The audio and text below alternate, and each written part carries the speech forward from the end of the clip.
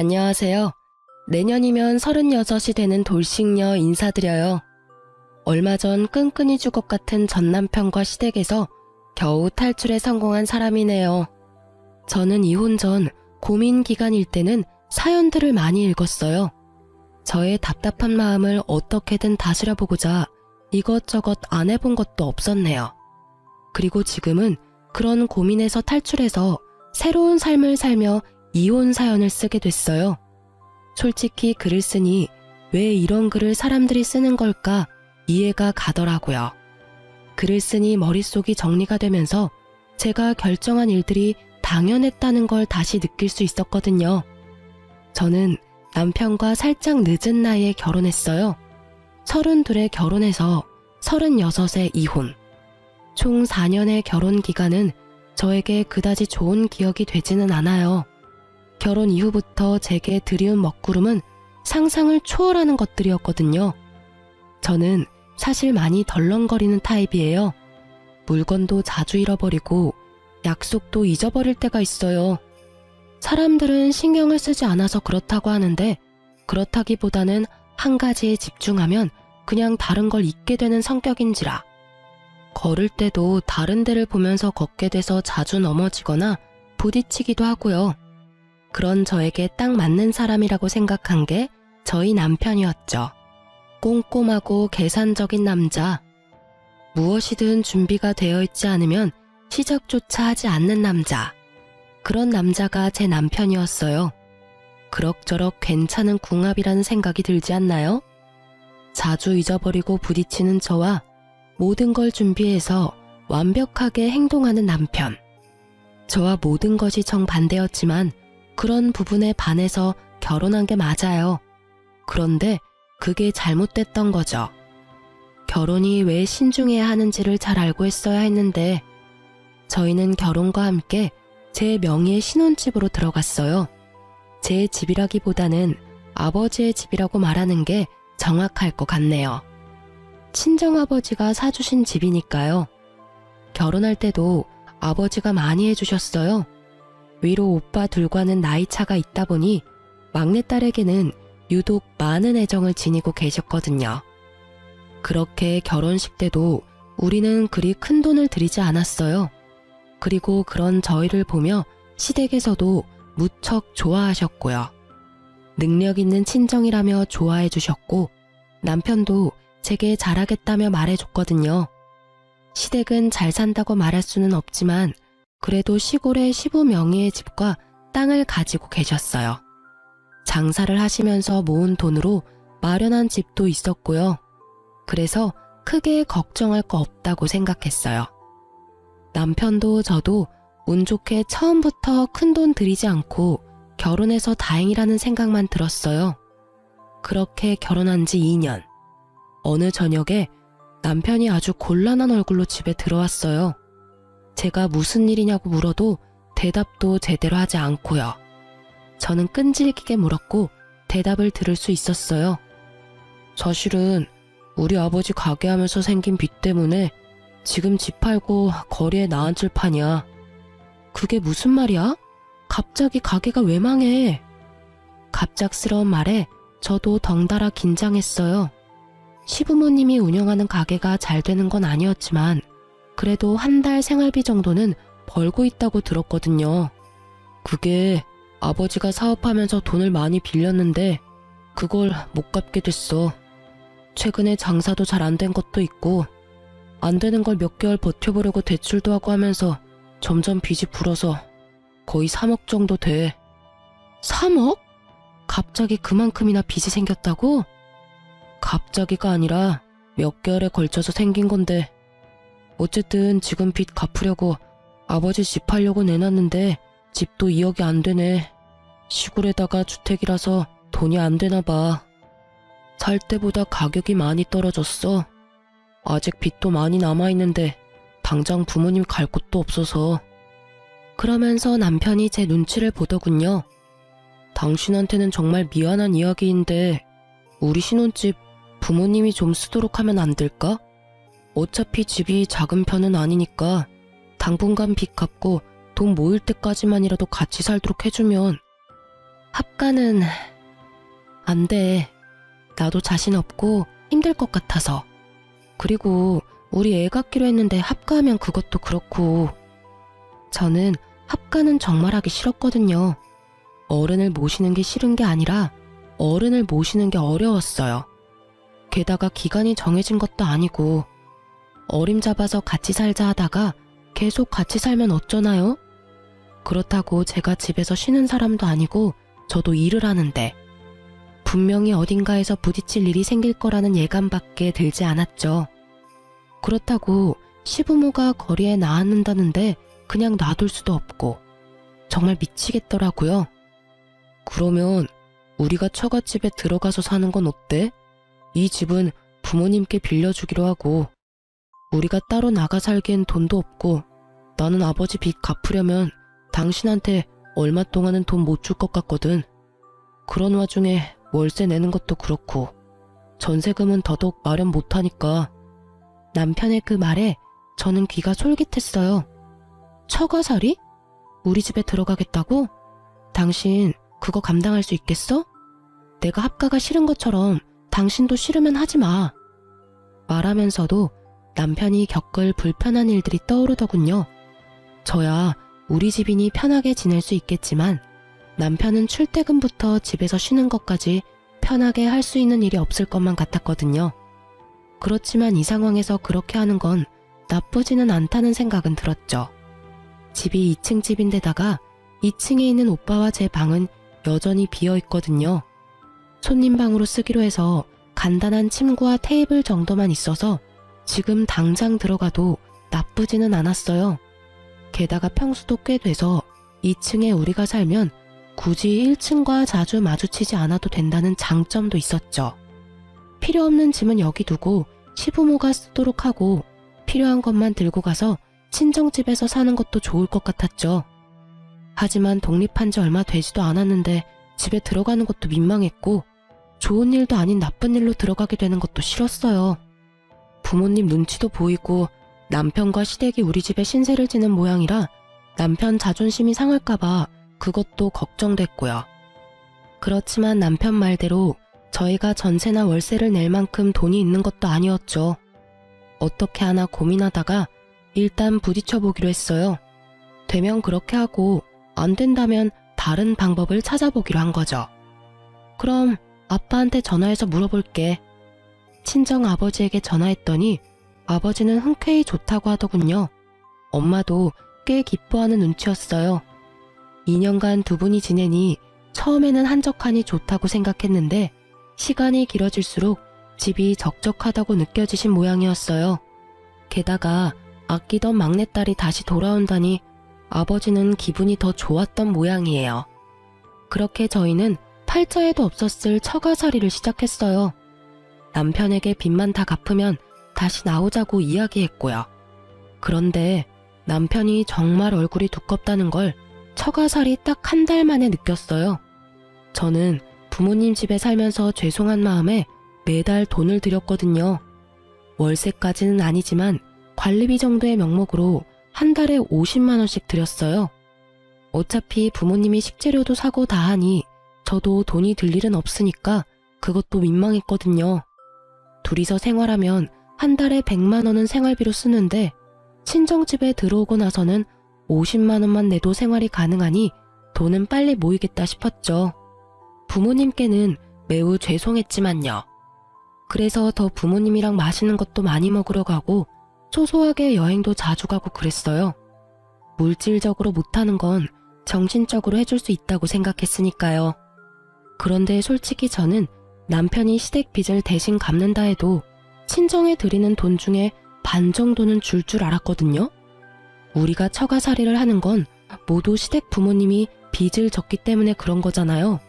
그리고 남편이 그 빚을 자신이 떠안아서 그런 거고요. 그런데 남편은 저한테 돈 한 푼을 안 주더라고요. 너무 서운했어요. 우리 부모님이 이만큼 해주는 데다 제 집까지 시댁을 위해 열어줬는데 남편이 우리 집에 아무것도 안 해준다는 게 화났거든요. 그래도 이해하려고 했어요. 돈이 없으니 그렇겠지 하고. 그런데 단순히 돈이 없는 것뿐이면 적어도 감사하다, 고맙다 이런 말 정도는 할 수 있잖아요. 그런데 남편의 뻔뻔한 행동은 점점 더 심해졌어요.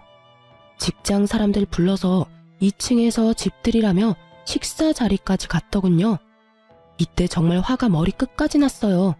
갑자기 그날 아침에 직장 사람들 올 거라고 말해서 엄마와 함께 요리하고 뭐하고 다 했는데 와서는 제대로 집사람들 소개도 안 해주고 홀라당 2층으로 올라가서 먹고 마시고 늦은 시간까지 시끄럽게 굴었거든요.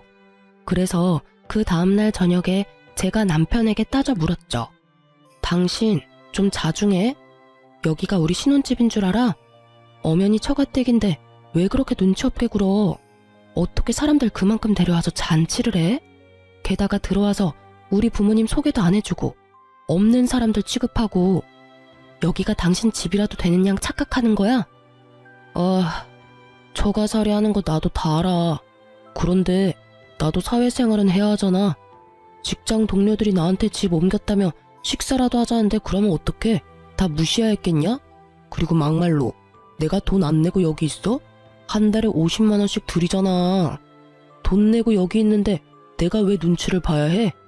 스트레스 푸는 것도 제대로 못하게 하는 거야? 당신이 돈 내는 거야? 그건 내가 드리는 돈이지.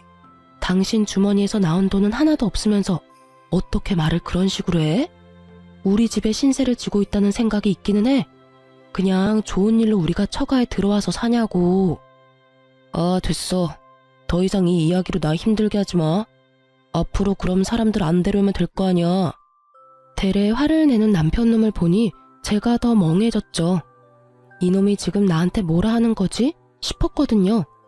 더 따지려 했더니 그날부터 저를 철저히 피하더군요. 그 이후로 대화의 기회를 엿보던 저는 아주 의외의 날에 남편과 대화할 수 있었어요. 바로 어버이날이었죠. 부모님이 저를 봐서 남편의 기행을 참아주고 있다는 것도 알고 있었고 너무 미안한 마음도 들어서 어버이날에 부모님께 옷을 선물해 드리기로 했어요. 아버지는 됐다며 거절하셔서 엄마 옷만 사드리게 됐는데 50만 원 정도 나왔어요. 백화점에서 아래 위로 옷을 사니 그 정도 되더라고요. 아깝다는 생각보다는 신세 진 거만큼 못 드려 죄송하다는 마음이 더 컸죠. 그렇게 옷 사고 집에 와서 영수증을 서랍에 넣어뒀는데 그날 저녁 남편이 그 영수증을 봤는지 저를 부르더라고요. 당신 이 영수증 뭐야? 뭐 하는데 하루에 50만 원이나 썼어? 오늘 어버이날이었잖아. 엄마 옷 사드렸지. 우리 엄마 것도 샀어? 아니? 여태까지 각자 부모님 선물은 각자 했었잖아. 당신 혹시 선물 준비 안 했어? 여태껏 남편과 저는 시댁과 친정 어버이날 때나 추석 명절 때는 각자가 용돈을 드렸어요. 그래서 이번에도 그렇게 할 거라고 생각한 거죠. 당신 진짜 생각 없이 산다. 지금까지는 각자 했었어도 이번에는 상황이 다르잖아. 내가 빚 갚느라 돈 없다고 했으면 당신이라도 준비했었어야지. 내가 돈이 있었으면 준비를 안 했겠어? 어떻게 이렇게 시댁에 무심해? 저한테 생각이 없다고 말하는 남편을 보니 더 어이가 없었죠. 왜 나한테 화를 내? 빚을 갚느라 돈이 없는 게 당신 사정인 건 알아. 그래서 내가 당신한테 생활비 한 푼이라도 받는 거 있어? 나도 내 돈으로 모든 걸 다 내고 있는데 왜 당신한테 그런 소리 들어야 해? 빚 갚는데 월 100만 원씩 들면 남는 돈들은 어디 갔는데? 어디다 쓰고 나한테 난리야. 여태까지 같이 준비했으면 내가 말을 안 해. 근데 여태까지 계속 따로 준비했으면서 갑자기 이런 식으로 구는 건 좀 아니지? 내가 처가살이 한다고 우습게 보여? 돈 나갈 때도 많은데 이번 한번 시부모님 선물 챙겨주는 게 그렇게 안 될 일이야? 와, 당신이 우리 집을 어떻게 생각하는지 잘 알았어. 완전 무시도 개무시가 따로 없네. 내가 당신 집 무시한다고 생각해? 내가 당신네 집 무시했으면 우리 신혼집 시댁에 내줬겠니? 입으로 내뱉는다고 다 말이 아니라고. 너야말로 생각이라는 걸 좀 하지 그래. 엄마한테 옷 사준 게 그렇게 짜증나면 우리도 친정살이 그만두고 밖에서 월세나 내고 살면 되지. 그렇게 안 하게 해준 게 누구 덕분인데 그러는 너는 감사 인사 한번 안 하는 주제에 그렇게 치면 너는 이번 어버이날에 우리 부모님께 선물 하나라도 해야 하는 거 아니야? 감사하다 말도 안 하는 너야말로 우리 집 개무시하고 있잖아. 싫으면 관둬. 다 제자리 돌리면 되지. 네가 원해서 우리 이렇게 살고 있는 거거든? 제 말에 남편이 입을 꾹 다물더라고요. 하고 싶은 말이 많은 것 같았지만 말로는 이길 수 없다는 걸 깨달은 것 같더라고요. 솔직히 지금 당장 제가 시댁 식구더러 나가라고 하면 어떻게 되겠냐고요.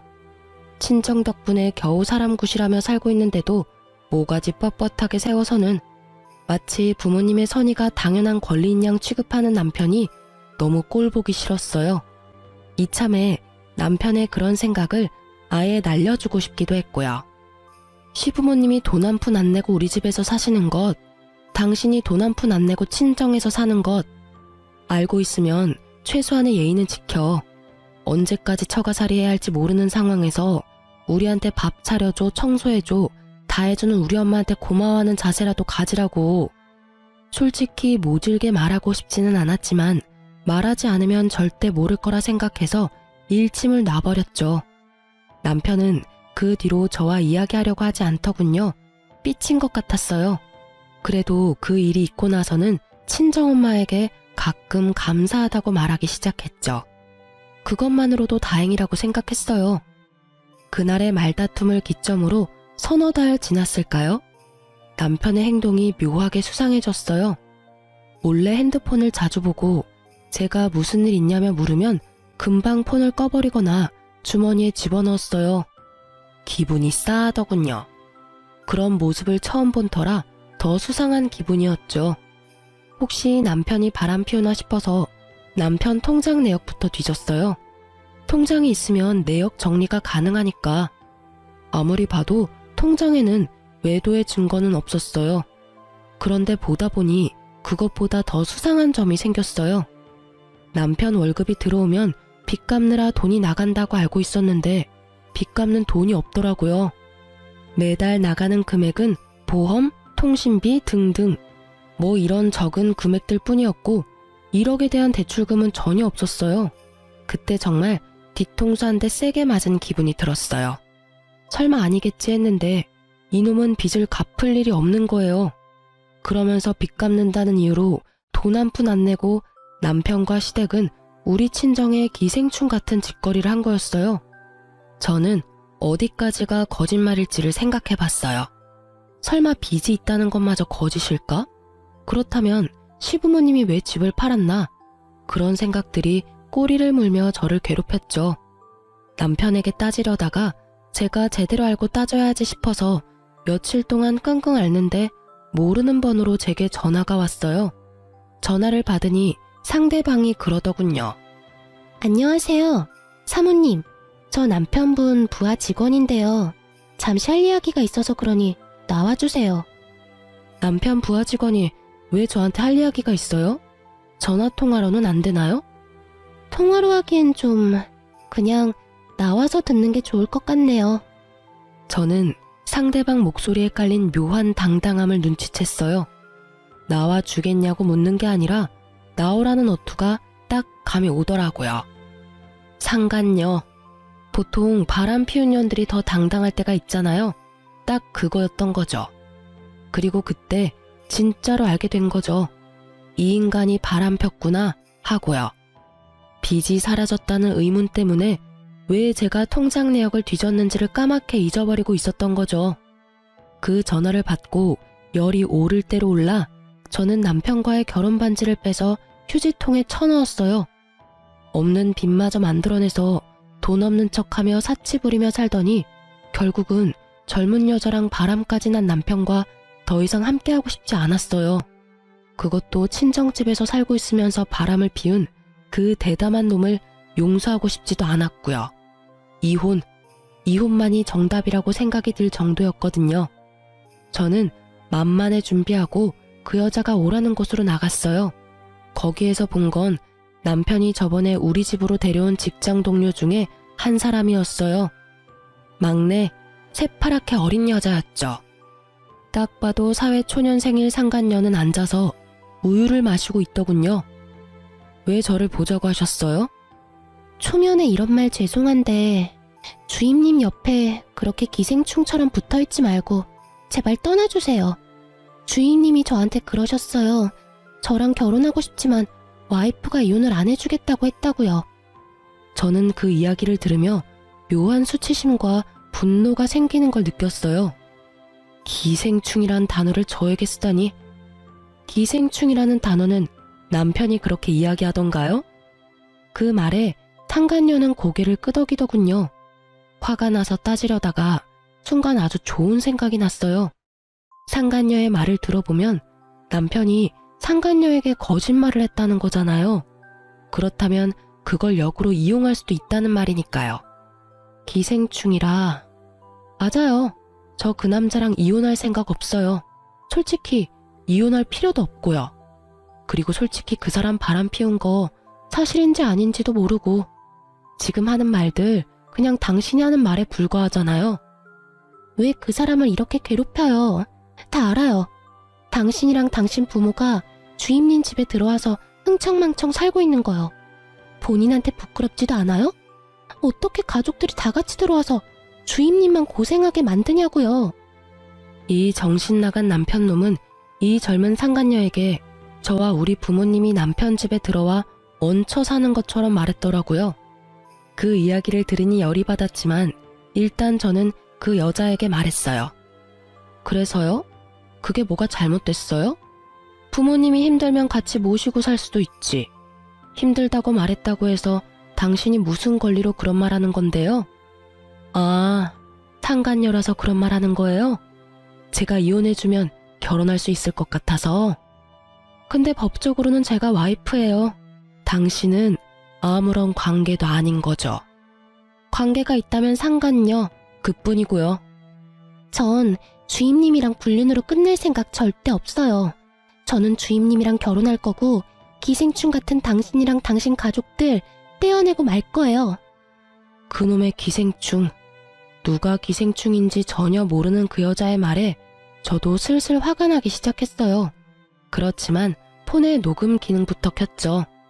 이 여자 말 한마디 한마디가 저에게 좋은 증거가 되어줄 테니까요. 그럼 당신이 제 남편이랑 사귀었다는 증거 있어요? 말하지만 난 적당한 증거 가지고는 당신이랑 그 사람 관계 인정 안 해요. 솔직히 인정해서 좋을 것 하나도 없고요. 그냥 이렇게 그 남자가 여자 만나는 거 참고만 있으면 나한테 남는 게 더 많을 테니까요. 증거가 왜 없어요? 차고 넘쳐요. 우리 여행 간 사진도 있고 저희 모텔 들어간 사진도 있어요. 미안하지만 저도 남편 카드 내역 봤는데 모텔이며 당신이랑 여행이며 내역이 하나도 없던데요. 그런 걸 사귄다고 할 수 있나요? 좀 더 직접적인 증거가 있어야죠. 제가 내고 그 사람한테 현금으로 받았거든요. 그럼 사랑한다, 보고 싶다 이런 말도 하나요? 그건 당연하죠. 그러면서 보여주는 증거들을 보며 저는 치를 떨었어요. 이 미친놈은 처가살이 하면서도 대담하게 젊은 년이랑 바람도 피우고 그 젊은 년한테 자기가 이 집 주인인 것처럼 속이기까지 했더라고요. 아, 이 정도면 이혼할 수밖에 없네요. 그럼 당신이 그 증거들 나한테 줄 수 있나요? 제가 이혼을 해주려면 증거가 있어야 하잖아요. 그 여자는 좋다며 저한테 사진이며 영상, 문자 내용까지 딱 다 보냈어요. 저는 그걸 받고는 일어나면서 상간녀에게 말했어요. 그 사람이랑은 이혼해 줄게요. 그래도 당신이 여기 찾아온 거 알면 집에 안 들어오려 할 것 같으니 차라리 모르는 척 해줄 수 있어요? 이혼 완료될 때까지. 만약 당신이 아는 척하면 저랑 이야기도 안 하려고 할 수도 있어요. 그랬더니 그 여자는 알겠다고 이혼 꼭 해달라고 다짐받고는 웃으며 나가더군요. 진짜 기가 막혀서.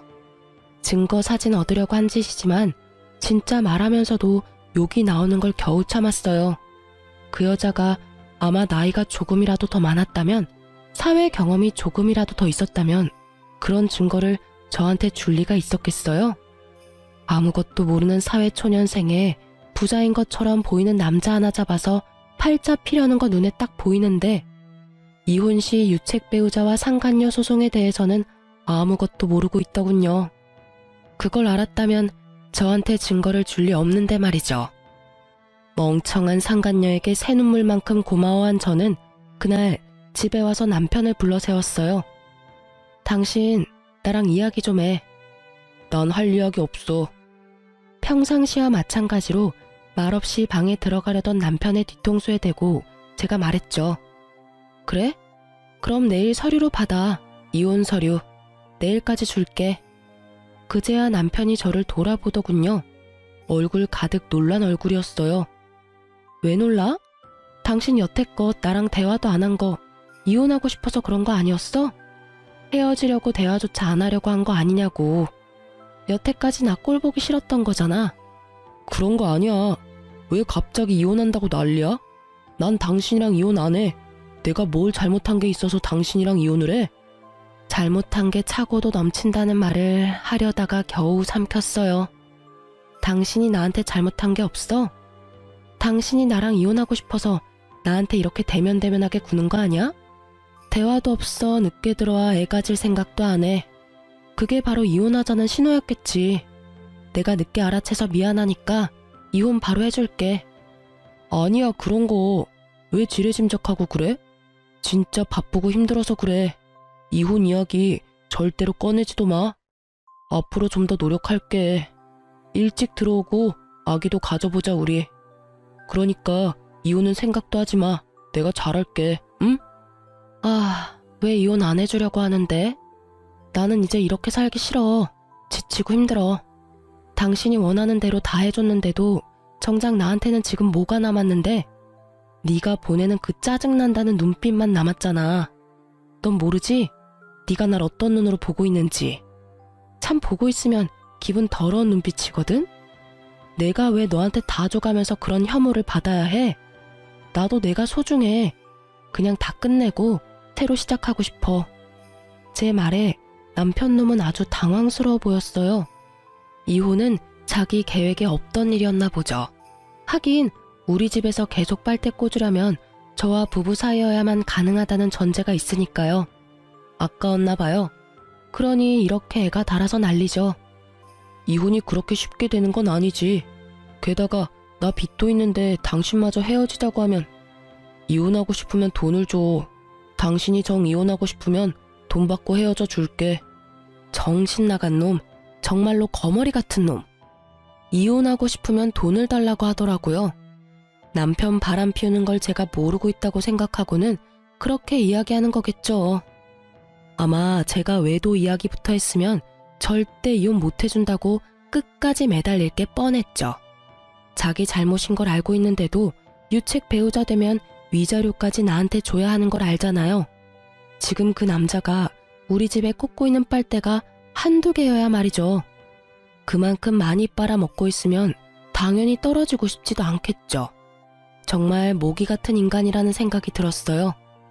남의 피 쪽쪽 빨아먹는 새끼.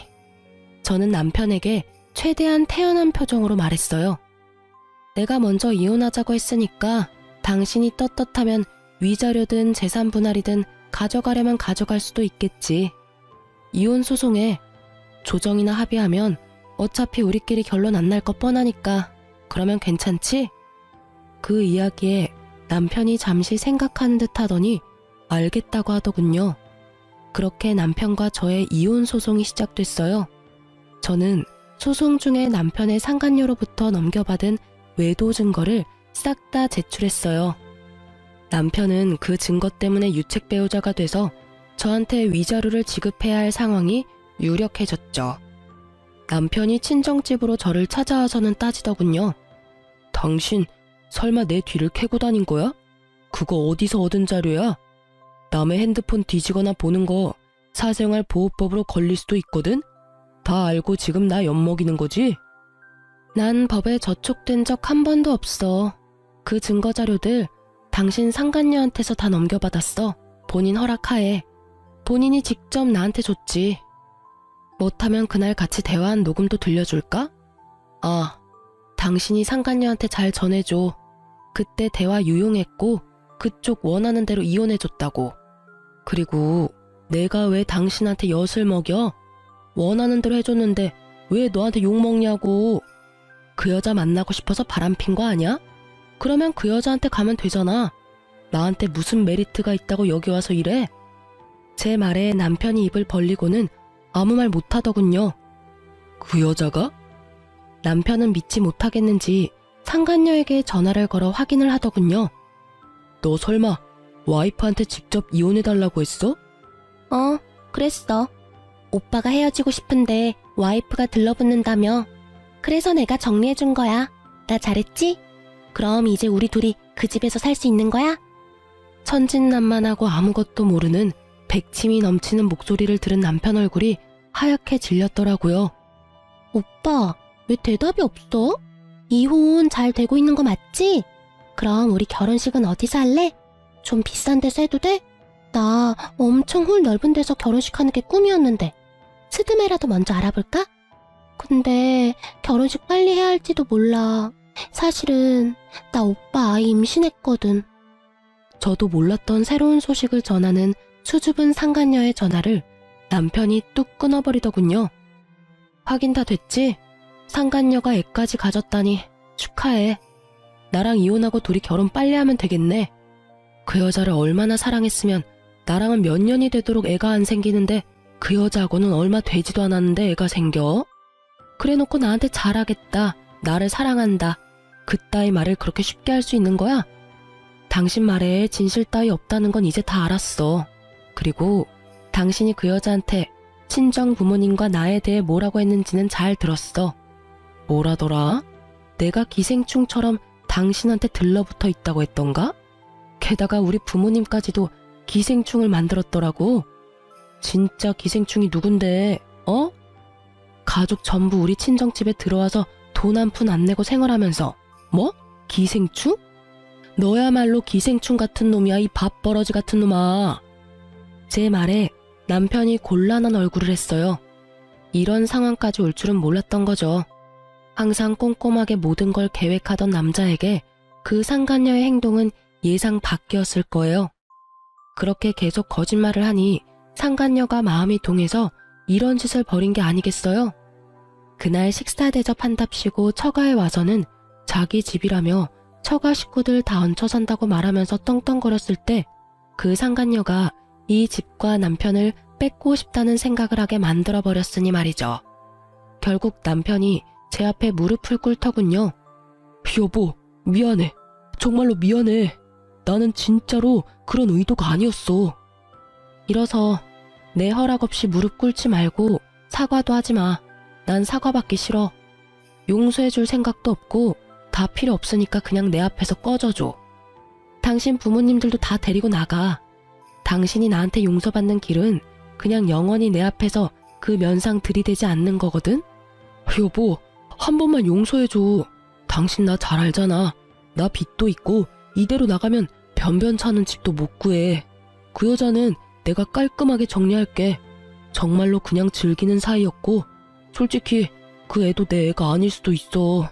나는 적어도 피임은 확실하게 했는데.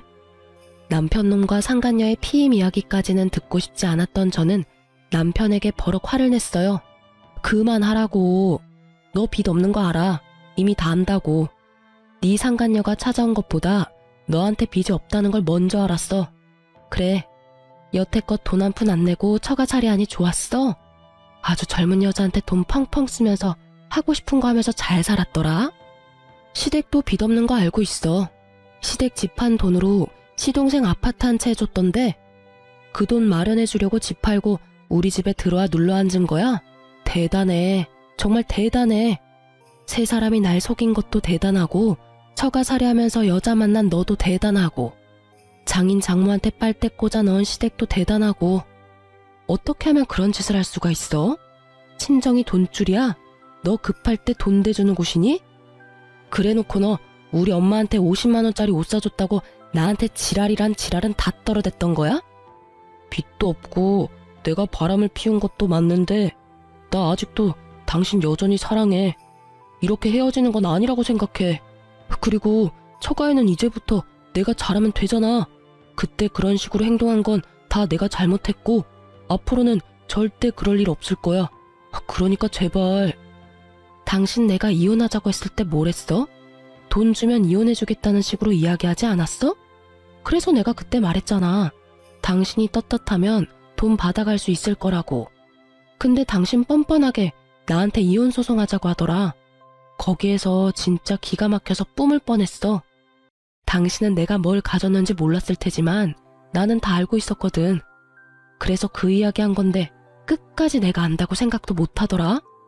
솔직하게 말해서 나 단순한 여자라서 당신이 그때 이혼 이야기 나왔을 때 미안하다고 사과하고 2번 다시 그러지 않겠다고 했다면 아마 용서했을지도 몰라.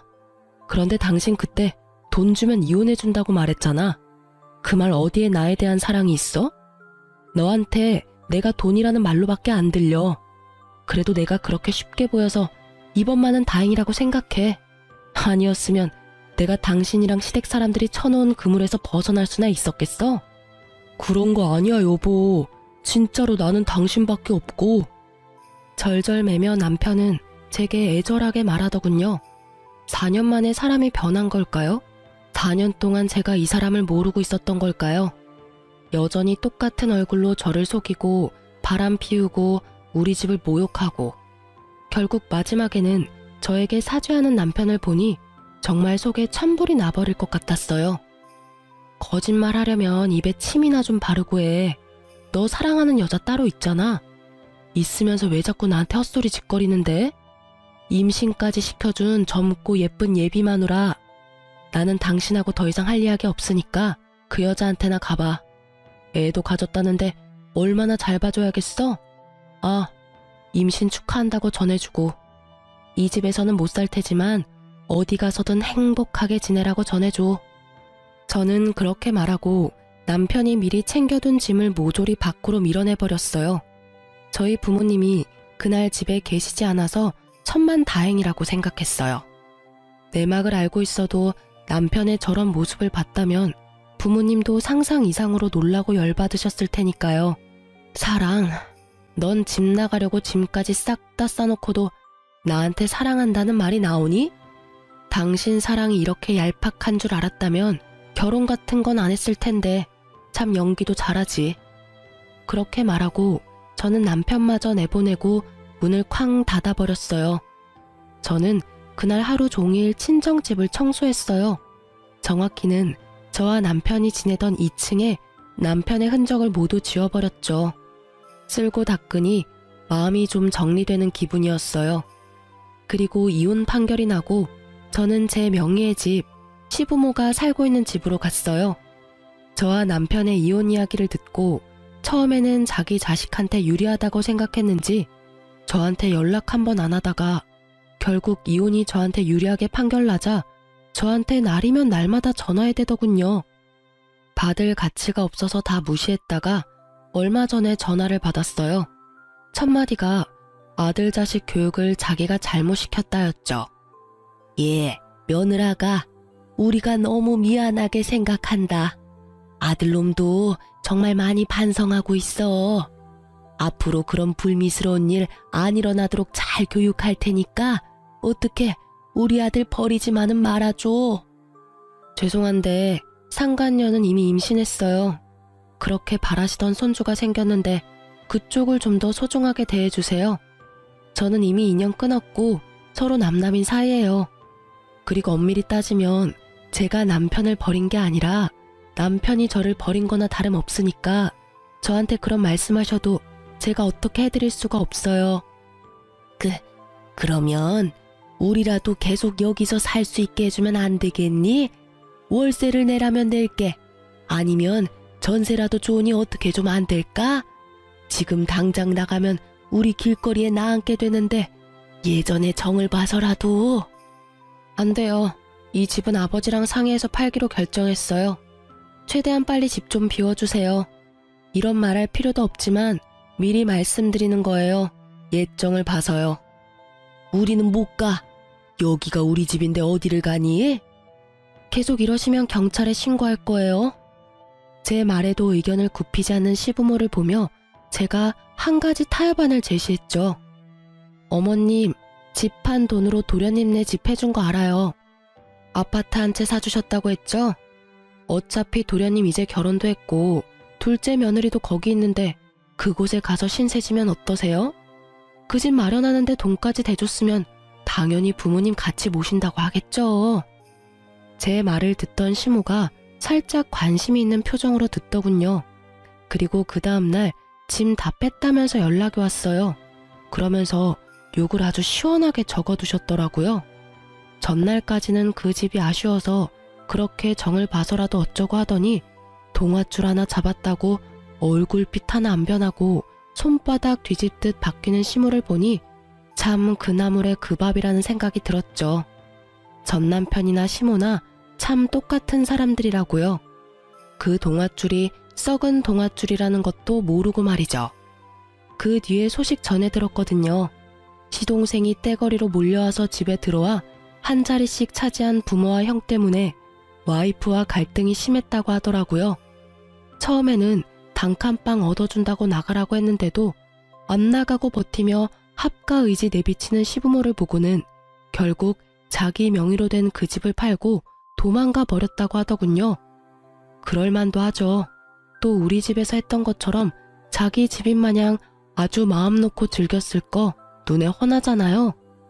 처가를 그렇게 마음대로 썼는데 동생 집이면 얼마나 편하겠어요. 안 그래요?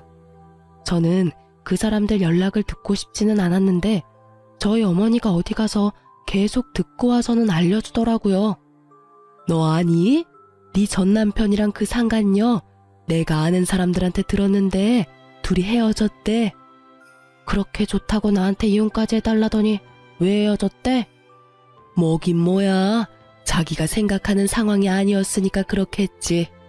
2층 집에서 아주 즐겁게 사모님 노릇하며 살 줄 알았는데 알고 보니 시동생 집에서 눈치 보며 살아야 하지 않니? 또 뭐냐? 그 결혼식 의리의리하게 하고 싶다고 했다며? 근데 의리의리는커녕 식을 못 올릴 가능성이 더 커졌으니 게다가 애까지 딸렸지. 그러게 누가 그런 남자한테 걸리랬나?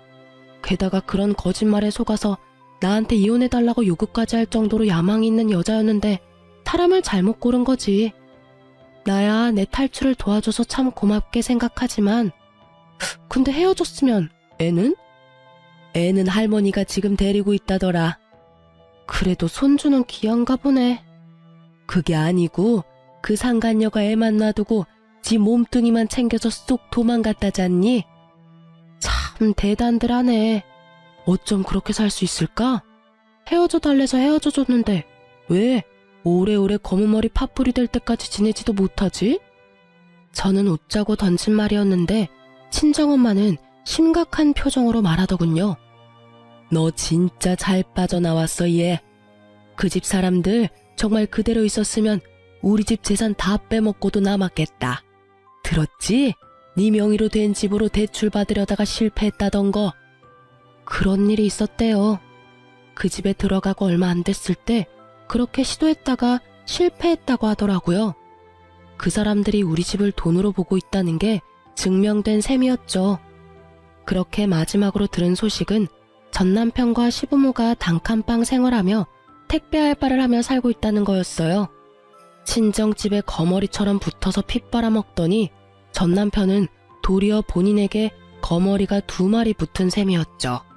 솔직히 자업자득이라 불쌍한 생각도 안 들 정도예요. 저는 제 명의 아파트는 꼴도 보기 싫어서 팔아버리고 새로운 곳으로 이사했어요. 전 남편은 다 잊고 새로운 인생을 살기 위해서 지역도 다른 곳으로 옮겼어요. 탁 트인 바다가 보이는 곳에서 물 흘러가듯 그렇게 잔잔하게 살고 있어요. 만나보라는 인연은 많았지만 제가 겁이 많이 나서 시도도 못 해보고 다 거절하고 있는 중이에요. 참 신기한 게 이렇게 한번 데이고 나니 당분간은 가까이 하기 싫더라고요.